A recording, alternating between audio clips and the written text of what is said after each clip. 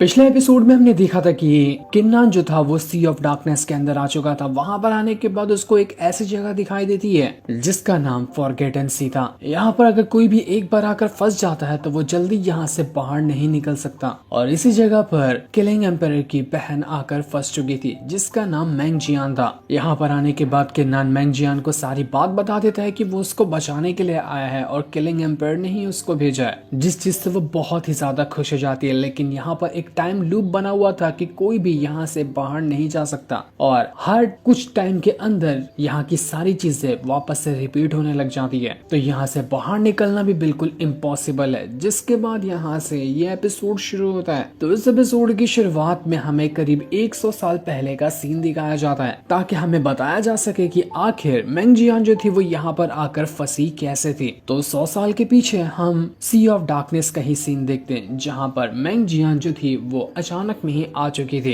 क्योंकि killing empire और martial master पहले से ही सी ऑफ डार्कनेस के अंदर जा चुके थे ट्रेजर वगैरह लाने के लिए। लेकिन उन्होंने मैंग जियान को ले जाने से मना कर दिया था क्योंकि पता ही था कि वो जगह मामूली तो नहीं है, वो जगह बहुत ज्यादा खतरनाक है। तो मैंग जियान की जान खतरे में आ सकती है। लेकिन मैंग जियान तो उनको छोड़ना नहीं चाह रही थी, इसी वजह से वो अकेले ही यहाँ पर आ चुकी थी। यहाँ पर आने के बाद वो कह रही थी कि मुझे तो यहाँ पर न किलिंग एम्पायर दिखाई दे रहे हैं, न कि कोई मार्शल मास्टर दिखाई दे रहे हैं। ऐसा लग रहा है कि मैं सबसे पहले आ गई। तो कोई बात नहीं, ये तो बहुत अच्छी बात है, मैं पहले आ गई हूँ ना, तो जब सभी आएंगे तो मैं उनको एक अच्छा वाला सरप्राइज दूंगी। वो मुझे यहाँ पर देखकर कितने ज्यादा खुश हो जाएंगे। तो एक काम करती हूँ, यहीं पर बैठकर मैं उनके आने का इंतजार करती हूँ, वो लोग आते ही होंगे। लेकिन उसे क्या पता था कि आज ही उसके साथ कितनी बड़ी गड़बड़ होने वाली है। जिसके थोड़ी ही देर बाद वहाँ पर एक बंदा आता है जिसने पूरी तरह से खुद को ढक कर रखा हुआ था और उसके थोड़ी देर आने के बाद उसका एक और साथी भी पहुंच जाता है। ये लोग भी सी ऑफ डार्कनेस के उसी हिस्से में आ चुके थे जहाँ पर अभी मैंग जियान छुपी हुई है। दूसरा वाला बंदा अपने पहले वाले बंदे से कह रहा था कि ब्रदर आप तो बहुत ज्यादा फास्ट हो, मुझे आने में थोड़ी सी लेट हो गई, उम्मीद है कि आप मुझे माफ कर देंगे। तो वो जो सीनियर ब्रदर था वो कह रहा था कि तुमने कभी ढंग से अपनी कल्टीवेशन में ध्यान दिया है? कभी ध्यान देते ही नहीं है तो तुम्हारी कल्टीवेशन बढ़ेगी कैसे, और कल्टीवेशन नहीं बढ़ेगी तो तुम्हारी स्पीड ऐसे ही रहेगी। मैं जाता हूँ आगे और पीछे जितने भी हमारे और साथी आने वाले हैं ना, तुम जाओ और उनका ख्याल रखो ताकि वो लोग भी सही सलामत यहाँ तक के आ पाए। और मैं अकेले जाऊंगा, जितने भी अच्छे अच्छे ट्रेजर होते हैं ना उन सभी को ढूंढ कर लाने की कोशिश करूंगा। ये सुनकर दूसरा वाला बंदा जो था वो कहता है कि चलो आपकी बात मैंने मान लिया, आपकी बात बिल्कुल सही है, लेकिन मुझे एक छोटी सी चीज कहनी है कि अगर आप अकेले ट्रेजर लेने जा रहे हैं ना तो प्लीज ये मत करना कि सारा का सारा ट्रेजर आप ही रख लेना, हमें भी तो थोड़ा बहुत ट्रेजर दोगे ना, हम भी तो बड़ी मुश्किल से यहाँ पर आए हैं, तो हम पर भी थोड़ी मेहरबानी कर देना। जिस पर सीनियर ब्रदर कहता है कि देखो मैं तो एक ही सेक्ट का इंसान हूँ जहाँ से तुम लोग आते हो, तो तुम्हें क्या लगता है कि मैं ट्रेजर लेकर कहीं और भाग जाऊंगा? मेरे पास भागने की कोई जगह ही नहीं है, जहाँ पर भी ट्रेजर लूंगा रिटर्न तो सेक्ट में ही आना है ना, तो टेंशन क्यों लेते हो? मैं कहीं नहीं भागने वाला, ट्रेजर लेकर आऊंगा, उसके बाद हम सब मिल बांट कर उसका इस्तेमाल करेंगे। तो दूसरा वाला बंदा कहता है कि चलो बहुत अच्छी बात है, आपको हमारा ख्याल तो है, लेकिन आपको पता है ना कि हमारा सबसे मेन काम यहाँ पर आने का क्या है? आपको पता ही होगा कि हमारे एंसेस्टर ने हमें वो सोल डिवोरिंग फायर दी है, उसकी मदद से हमें वो काम तो करना ही पड़ेगा। तो हमें ये काम नहीं भूलना है, कैसे भी करके हमें सोल डिवोरिंग फायर का इस्तेमाल करना है। लेकिन ये किस काम के बारे में बात कर रहे थे ये तो अभी हमें नहीं बताया जाता,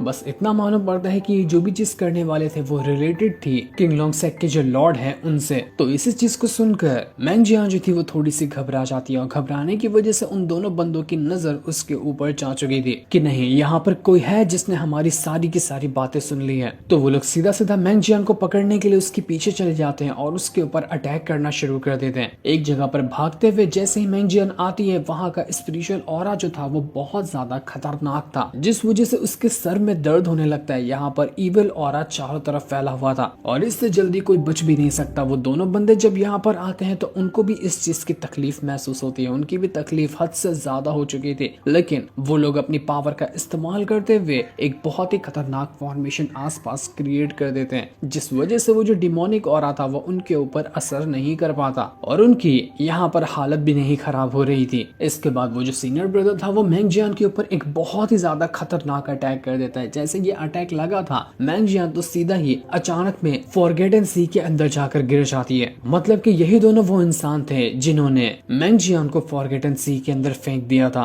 वो जो दूसरा वाला बंदा था वो अपने सीनियर ब्रदर से कहता है कि भाई साहब ये क्या हो गया, हमने तो लगता है इसको मार दिया, लेकिन अगर कैसे भी ये बचकर बाहर निकले ना तो हमारे बारे में सबको बता देगी, हमारी तो वाट लगनी ही है, हमें ये नहीं करना चाहिए था, बस इसको डरा कर भगा देना चाहिए था। तो सीनियर ब्रदर जो था वो यहाँ पर कहता है कि तुम्हें पता है, मैंने ना एक बात सुनी है शानडाउ लीग वालों से कि कोई भी फॉरगेटन सी के अंदर एक बार गिरता है ना तो चांस ही नहीं है कि वो वहां से जिंदा बचकर बाहर निकल कर आए। तो तुम्हें क्या लगता है कि ये लड़की वापस वहां से बाहर निकल कर आ पाएगी? जिंदगी में कभी भी नहीं। तो हमारे फंसने के चांसेस तो बिल्कुल ना के बराबर है, हम कभी नहीं फंसेंगे। लेकिन हाँ, तुम्हें बहुत ज्यादा डर लग रहा है ना कि लड़की बाहर आकर हमें फंसा देगी, तो तुम्हें मेरे साथ रहने का कोई हक नहीं है। मैं ऐसे डरपोक इंसान को अपना साथी नहीं बनाना चाहता। तो वो सीधा अपना डैगर निकालता है और अपने दूसरे वाले बंदे के आर पार ही घुसेड़ देता है और उससे कहता है कि तुझे डर लग रहा था ना, फिक्र हो रही थी इस लड़की की, तो अब जाओ उसी के साथ रह, जाकर उसको कंपनी दे देना। इतना कहने के बाद तो वो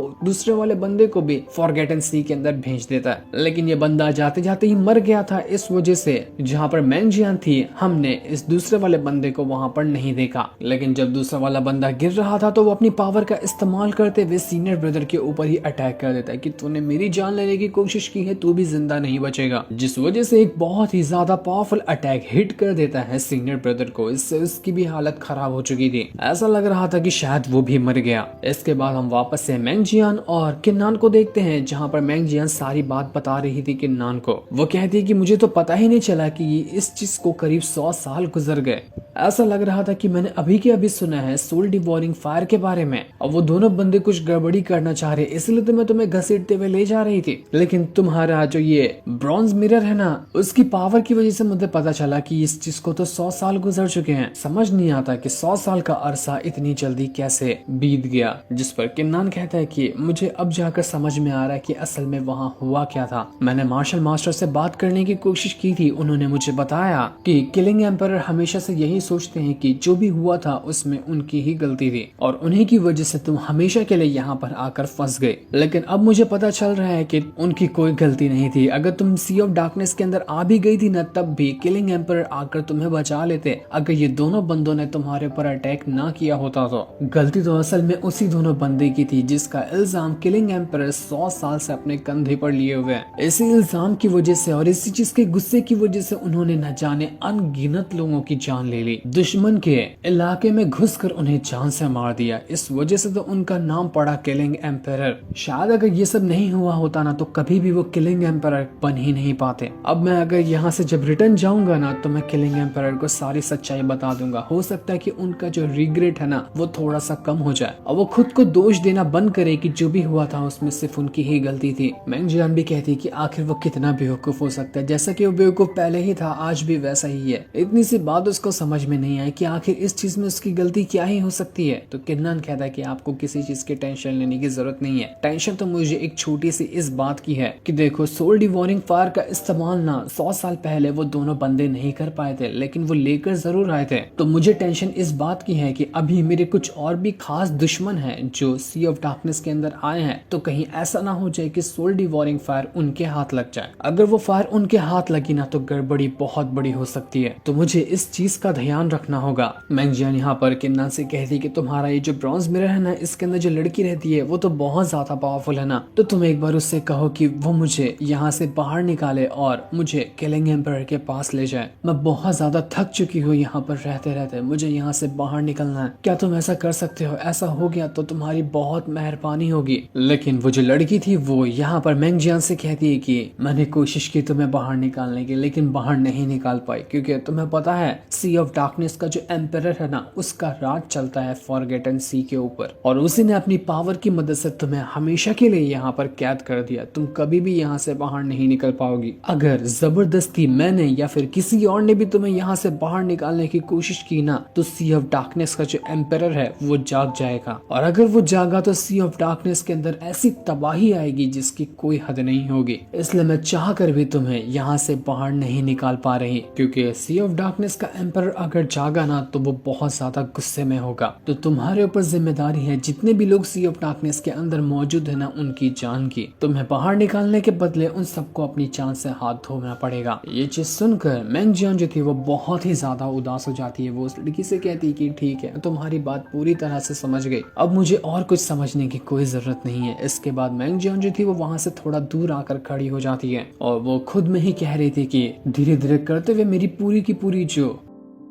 पावर है, मेरा शरीर है, वो सब यहीं पर रहकर मिट कर खत्म हो जाएगा, जो कि मैं कभी नहीं चाहती। मैं नहीं चाहती कि मेरे सोल तक पे भी इस सी ऑफ डार्कनेस का साया पड़े। मैं यहाँ पर कभी नहीं रहना चाह रही थी, लेकिन आज ऐसा दिन आ गया है कि मैं जिंदा तो यहाँ से बाहर नहीं जा सकती, तो मुझे कुछ और ही कदम उठाना पड़ेगा। ऐसा कदम उठाना पड़ेगा जिसके बारे में मैंने खुद भी नहीं सोचा था। इस कदम के बारे में अगर किलिंग एम्परर को पता चला ना तो वो बहुत ज्यादा गुस्सा होगा, लेकिन मैं क्या कर सकती हूँ, मेरे पास इसके अलावा दूसरा कोई भी रास्ता नहीं है। तो मैंग जियांग जो थी वो उस लड़की से कहती है कि देखो मेरे हाथ में ना ये स्वॉर्ड है, आप इस स्वॉर्ड को तो कैसे भी करके यहाँ से बाहर निकाल ही सकती हो ना, क्योंकि आपके पास तो कंट्रोल है कि आप किन्नान को आसानी से फॉरगेटन सी के अंदर से बाहर निकाल लोगे। तो किन्नान के साथ साथ ना बस ये स्वॉर्ड को भी साथ ले जाना, ये मेरी आखिरी निशानी होगी किलिंग एम्परर के लिए। उम्मीद है कि इस काम के लिए आप मुझे मना नहीं करोगी। किन्नान को कुछ समझ नहीं आ रहा था कि आखिर ये चल क्या रहा है, मैंग जियान करना क्या चाहती है। तो वो लड़की जो थी वो यहाँ पर किन्नान को बता दी कि तुम्हें पता है मैंग जियान क्या कर रही है, वो अपनी जान देने की कोशिश कर रही है। वो अपनी जान देने के बाद अपनी जो सोल है ना उसको उसी स्वॉर्ड के अंदर कैद कर देगी, और उसके बाद ये स्वॉर्ड तुम्हें ले जाना है किलिंग एम्परर के पास,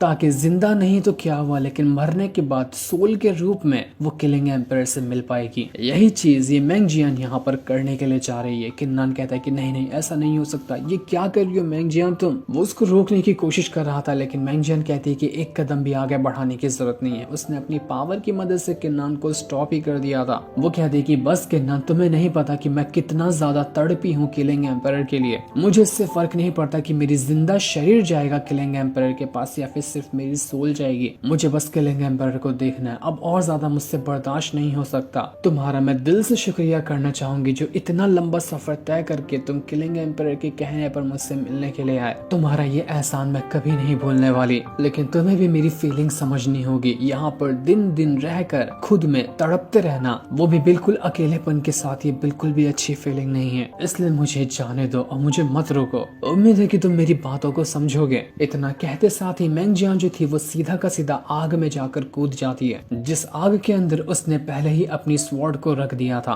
स्वॉर्ड और आग दोनों आपस में एक साथ जल रहे होते हैं। किन्नान पूरी जान लगाकर मैंग जियान को बचाने के लिए जा रहा था। वो उसका अटैक भी तोड़ देता है, लेकिन जैसे ही वो आग के पास जा रहा था, वो जो लड़की थी वो वहां पर आने के बाद किन्नान को अपनी पावर की मदद से रोक लेती है। किन्नान यहाँ पर कहता है कि तुम ऐसा नहीं कर सकती, तुम्हें पता है ना मैं वादा करके आया था किलिंग एम्परर से कि मैं मैंग जियान को जिंदा यहाँ से ले जाऊंगा। मैं किन्नान अपना वादा कभी नहीं तोड़ता। तो मैं अपना वादा कैसे तोड़ते हुए अपनी आंखों से देख सकता हूँ? नहीं, नहीं हो सकता ऐसा। मैं मैंग जियान को ले जा रहा हूँ। तुम्हें मेरी क्यों एनर्जी चाहिए ना, मेरी क्यों एनर्जी निकालो। तुम्हें जो चाहिए मेरे शरीर से तुम वो चीज निकाल सकती हो, बस मेरी मदद करो। मुझे मैंग जियान को बचाना है, मैं उसको अपनी आंखों के सामने ऐसे मरता हुआ नहीं देख सकता। तो वो लड़की किन्नान से कहती कि नहीं किन्नान रुक जाओ, दुनिया में हर वो चीज नहीं होती जो हमारे कंट्रोल में हो। अगर तुम्हें ऐसा बनना है कि दुनिया की सारी चीजें तुम्हारे ही हाथों में हो तो तुम्हें उतना ज्यादा स्ट्रॉन्ग बनना पड़ेगा ताकि दुनिया की हर वो चीज से तुम मुकाबला कर सको जो कि तुम अभी नहीं हो। तुम्हारी इतनी पावर नहीं कि तुम सी ऑफ डार्कनेस के एम्पायर से मुकाबला कर पाते। इसी वजह से मैंग जियान को ये कदम उठाना पड़ा। तो तुम्हें अफसोस करने की जरूरत नहीं है। अफसोस के बजाय तुम अपनी पावर बढ़ाने में ध्यान दो, क्या पता इससे आगे चलकर तुम्हें फायदा हो। जिसके बाद देखते ही देखते वो स्वॉर्ड वहां पर आकर खड़ी हो चुकी थी, जिस स्वॉर्ड के अंदर मैंग जियान की सोल मौजूद है। किन्नान के आंसू निकल आ चुके थे, वो अपने आंसू नहीं रोक पा रहा था कि